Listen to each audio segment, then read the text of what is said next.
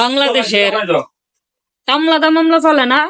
যদি এই কথাটা জানবার চাই তাহলে পুরো ভিডিও দেখতে হবে, যদি পুরো ভিডিও না দেন কিচ্ছু বুঝতেন না, বুঝতে হলে দেখতে হবে, দেখতে হলে বুঝতেই তো। তো আজকে বাংলাদেশের খেলোয়াড়দেরকে এইরকম তেল মারবো, তেল মারতে মারতে মারতে মারতে সব তেল শেষ হয়ে যাবে, তেলের দাম উঠে পড়বো। কারণ হয়েছে কালকা ইচ্ছা মতন এদেরকে মানে গণদোলাই দিছে বা মানে ইচ্ছা মতন বয়া দিছে, আমিও দিছি।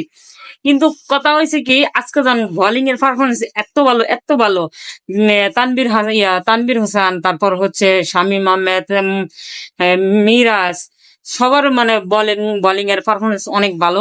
তারা অনেক ভালো বল করছে, ভালো বোলিং এর কারণে আজকে বাংলাদেশ জিততেছে।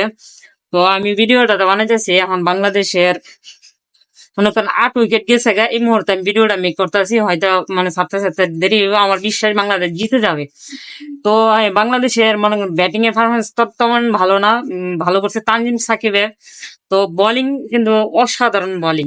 তো মানুষকে তেল মারা বাদ দেন, গাছ উড়ানি বাদ দেন, গাছেতে নামানি বাদ দেন, যে মানে যে যেটা প্রাপ্য তাদেরকে ওইটাই দেন। আর এত মনে করেন যে আপনারা গাছ উড়াইতে রেনো নামাইতে রেনো, বুঝছেন নি? যদি ভিডিওটা ভালো লাগে তাহলে একটা লাইক দিয়ে দিবেন, একটা কমেন্ট করবেন, একটা শেয়ার করবেন। ধন্যবাদ।